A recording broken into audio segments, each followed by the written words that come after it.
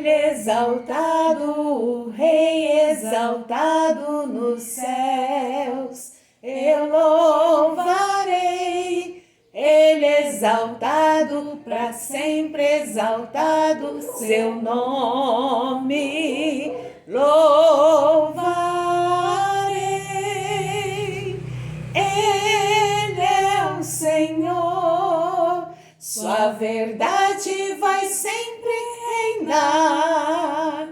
Terra e céus glorifiquem seu santo nome. Ele exaltado, o Rei exaltado nos céus. Não terás outros deuses diante de mim. Êxodo 23. Vamos à terceira divisão do Novo Testamento. Primeiro os evangelhos, segundo a carta histórica de Atos e agora as cartas de Paulo, que são 13. Primeiro, as cartas de Paulo. Estamos aqui, Romanos, Coríntios, Gálatas, Efésios. E depois, Filipenses, Colossenses, 1 e 2 Tessalonicenses, 1 e 2 Timóteo, Tito e Filemão. Então você pode copiar e estudar, que as divisões vão te ajudar a achar mais facilmente os livros da Bíblia. Hoje nós queremos começar a meditar um pouco sobre os 10 mandamentos. Jesus, quando resumiu em um só mandamento nos evangelhos toda a lei, ele diz que era para a gente amar a Deus sobre todas as coisas, com todo o nosso coração, com toda a nossa força, com toda a nossa alma, com todo o nosso entendimento. E amar ao próximo como a nós mesmos. Mas como a palavra de Deus nos ensina, amar não é só dizer eu te amo. O amor, ele se evidencia na nossa maneira de viver. Então, os 10 mandamentos, eles nos ensinam como praticar esse amor. Os 4 primeiros mandamentos dos 10, em Êxodo 20, eles dizem respeito a amar a Deus. E os outros 6, eles dizem respeito como amar o próximo. Então, vamos rapidamente ler na palavra de Deus em Êxodo 20 os mandamentos. Êxodo 20 diz, não terás outros deuses diante de mim. O primeiro mandamento. O segundo, não farás para ti imagem de escultura. Nós não vamos ler todo o mandamento, mas apenas resumidamente. O terceiro mandamento, não tomarás o nome do Senhor teu Deus em vão. O quarto mandamento, lembra-te do dia de sábado para o santificar. Então, 4 mandamentos que tem a ver com o meu amor a Deus, a prática de amor a Deus. Quem ama a Deus guarda os seus mandamentos. Os outros 6 mandamentos, estão aqui registrados. Versículo 12 de Êxodo 20. Honra teu pai e tua mãe, 5º mandamento. Depois o 6º mandamento, não matarás. O 7º, não adulterarás. O 8º, não furtarás. O 9º, não dirás falso testemunho contra teu próximo. E o último mandamento, 10º mandamento, não cobiçarás. Hoje vamos meditar um pouquinho, pensar sobre o primeiro mandamento. Cada dia vamos meditar sobre um. Não terás outros deuses diante de mim. Então é um mandamento, uma ordem de Deus. Por que Deus diz para não termos outros deuses? Existem outros deuses? Não. Só existe um Deus, que subsiste na pessoa do Pai, do Filho e do Espírito Santo. Deus é Espírito. Nós não vamos entender a Deus porque Deus, os pensamentos de Deus estão muito acima de nós. Ele é Deus, Criador, Ele sempre existiu, Ele é aquele que era, que é e que há de vir. Ele deu origem a tudo que existe. Então, nós não podemos entender perfeitamente a Deus. O que nós entendemos de Deus é o que Ele revela a nós. e a revelação principal de Deus é nas Escrituras Sagradas. Deus escolheu registrar a sua verdade. E Jesus é a revelação exata da pessoa de Deus, o Verbo que se fez carne. O Espírito Santo é aquele que nos foi dado por Jesus quando ele morreu, ressuscitou e voltou para o Pai para nos guiar na verdade. Então, Deus, querido, ele é o Todo-Poderoso, Santo, Santo, Santo. Ele é o Deus eterno, onisciente, conhece tudo a nosso respeito, a respeito de todo o universo. Deus é onipresente, ele está aqui, ele está na sua casa, ele está lá em outro país, ele está em todo lugar. Aquele que o invoca, que o busca de todo o coração, o encontra. Ele vem nos procurar em nossa necessidade, em nossa carência. Ele vem ao nosso encontro. A Bíblia diz que ninguém vem a Jesus, o Salvador, aquele que pode perdoar os nossos pecados, aquele que nos reconciliou com o Pai depois que pecamos, fomos destituídos da glória de Deus, então foi preciso que Jesus viesse para nos reconciliar com o Pai. Então, a Bíblia diz que ninguém vem a Jesus sem que o Pai traga. Para entender a Bíblia, é preciso que o Espírito Santo que a inspirou, que inspirou homens para escrevê-la, nos dê entendimento. Esse é o nosso Deus. Ele não muda.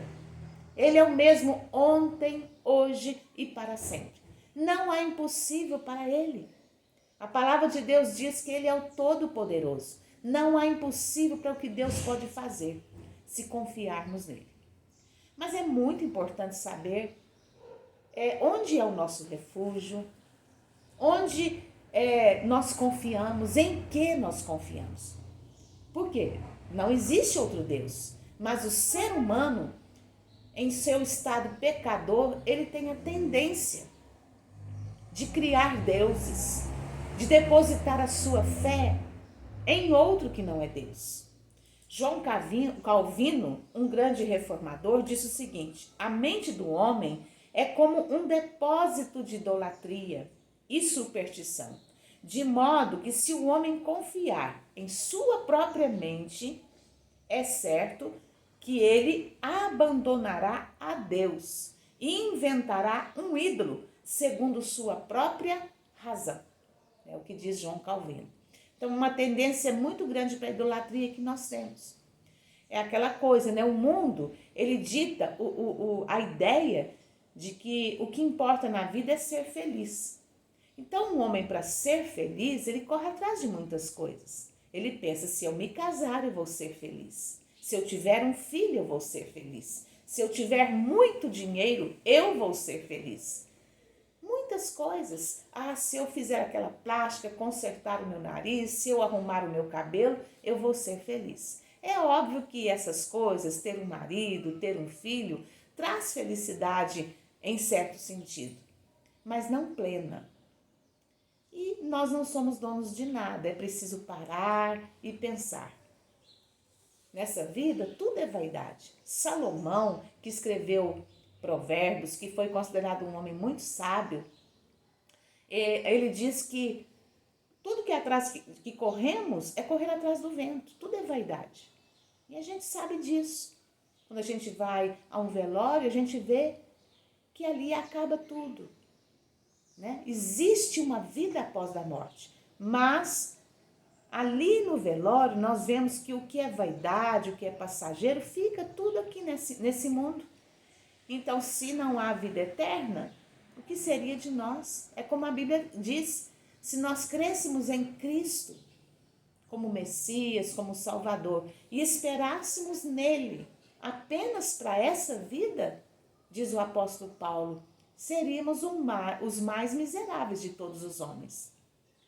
Então, nós precisamos entender que Deus precisa ser o nosso Deus, o Deus Criador, o Deus eterno, o Deus que enviou o seu Filho Jesus, que nos amou tanto, a ponto de nos dar o seu único Filho, aquele que é da sua essência, o unigênito de Deus. E ele nos fez filhos dele também através de Jesus.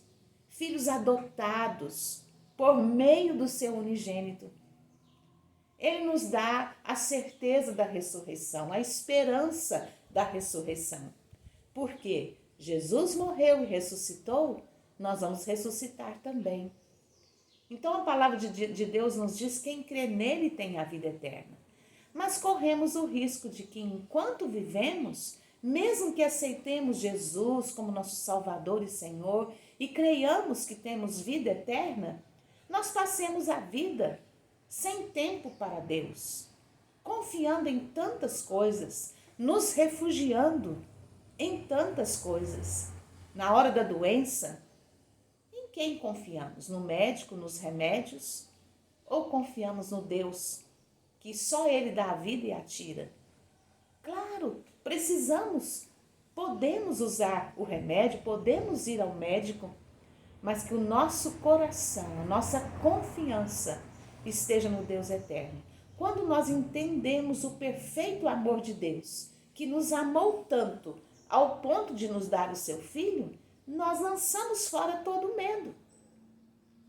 Nem medo da morte, né? Nem medo da doença, nem medo de ficar sozinho. Por quê? Porque temos um Deus que nos ama tanto. Um Deus que já provou que nos ama quando nos deu o seu Filho. Então é preciso confiar nesse amor, renovar a nossa mente com a palavra dele que nos ensina sobre esse Deus. Se quisermos conhecer a Deus, precisamos conhecer as Escrituras Sagradas. Temos que ler a Bíblia. Quando eu me converti a Jesus, agradeço muito. O meu pastor, reverendo Benjamin Benedito Bernardes, me ensinou a ler a Bíblia todos os dias. E eu leio a Bíblia desde que me converti. Um pouquinho cada dia. Isso tem me ajudado a manter a minha fé. Existe uma guerra espiritual para permanecer nesse Deus. Por quê? Satanás quer ser Deus. Foi assim que ele caiu do estado de perfeição, sendo um anjo, um querubim, e ele tem poder para iludir. Ele é um anjo desviado, então tem certo poder, não igual ao poder do Deus eterno, não existe poder igual, nem se compara, não há competição, mas ele ilude, ele quer ser Deus. Então, ele que é maligno, mentiroso, enganador, quer que nós adoremos outras coisas, porque não podemos adorar a Deus e outras coisas. Satanás vai nos iludindo para colocar o coração no dinheiro, para colocar o coração naquilo que é passageiro, né? Para que, através disso, ele seja adorado. Então, a palavra de Deus nos fala que quando nós adoramos ídolos, quando nós temos ídolos, né, estamos adorando a demônios. Olha só o que diz 1 Coríntios, capítulo 10. Que digo, pois, que o sacrificado ao ídolo é alguma coisa? Quando diz sacrificado, pode ser em relação aos pagãos que sacrificavam, ou quando eu coloco meu coração num ídolo, em alguma coisa que eu entronizo, que eu coloco como Deus. O que é um Deus para mim? É onde eu estou com meu coração, onde eu valorizo mais. Tem pessoas que se rebelaram contra Deus porque perderam alguma coisa. Por quê? Porque endeusaram o que tinha. Querido, nós temos que lembrar que não somos donos de nada. Estamos apenas administrando, somos mordomos. Então, nem meu filho é meu Deus, meu marido não é meu Deus. Deus nos permite ter algumas coisas nessa vida, mas não para que endeusemos. Se nós endeusarmos alguma coisa, quando perdemos, porque um dia vamos perder, um dia vamos morrer, ou alguma coisa vai nos se separar de nós, então a gente desespera.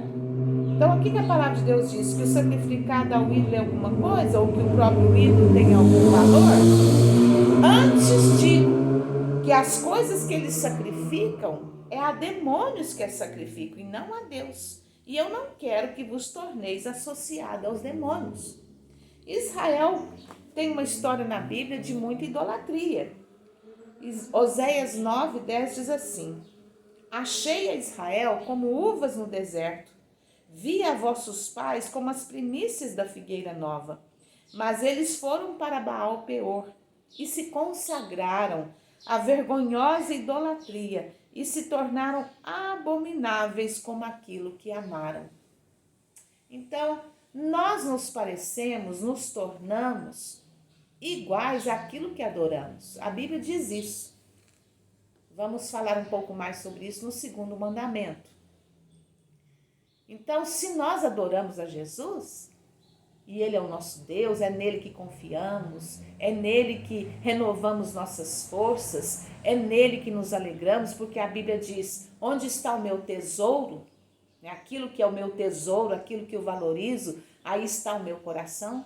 Não basta dizer eu te amo, cantar na igreja muito animado, adorar hinos bonitos, mas na vida prática, no dia a dia, as suas escolhas dizem que você adora outro. O seu tempo gasto é só com a rede social, você gasta 2 horas com a rede social, você gasta 1 hora com academia, cuidando do seu corpo, você gasta 8 horas com serviço, mas não tem tempo para 1 hora de oração. Não consigo orar 1 hora. Aprenda a orar, querido. Invista naquilo que você considera de valor. Se eu não tenho tempo para algo, é porque eu não valorizo. E Deus, Ele tem nos ensinado na sua palavra, busca o meu reino em primeiro lugar. Agrada-te do Senhor. Deus é um Deus maravilhoso. Quando nós o amamos sobre tudo, nós somos fiéis, tanto na hora difícil quanto na hora fácil. Há momentos difíceis, mesmo quando eu adoro a Deus como o único Deus.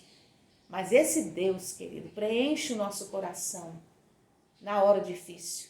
Nós o buscamos, renovamos as forças nele. Nós nos alegramos no Senhor, exercitamos a nossa fé. Então você precisa decidir quem é o seu Deus. Porque é um mandamento. Não terás outros deuses diante de mim. Não é que Deus seja autoritário, prepotente. Ele quer nos livrar do engano. Ele quer nos livrar de colocar o coração em algo que não vai nos satisfazer. Fomos feitos à sua imagem e semelhança. Pessoas inteligentes, amorosas como Deus é. Não uma imagem física, porque Deus é espírito. Mas Deus nos criou para nos relacionar com Ele. E o catecismo protestante diz assim, fomos feitos para Ele, para a glória dEle. E só Ele pode satisfazer o nosso coração. As pessoas estão, nos últimos tempos, procurando satisfazer o seu coração de tantas maneiras. Há muita sede, muito tédio, mas estão indo no lugar errado, que as está escravizando nas drogas, na bebida, no sexo, promíscuo.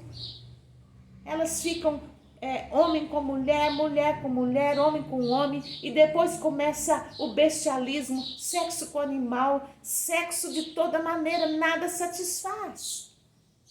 As pessoas ganham dinheiro, mas nunca se satisfazem, querem cada vez mais.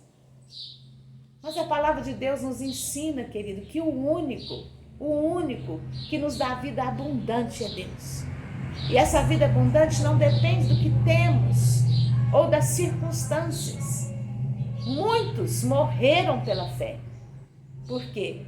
Porque em Deus nós temos realmente graça, força. Nós temos algo no nosso interior que surpreende as pessoas. Porque Ele é aquele que nos preenche. Que Deus te abençoe para que você possa tomar decisão de não ter outro Deus, de renunciar o que for preciso, de ter tempo para esse Deus, de ter relacionamento com Ele, cada dia em oração, adorando, dependendo dEle, em nome de Jesus.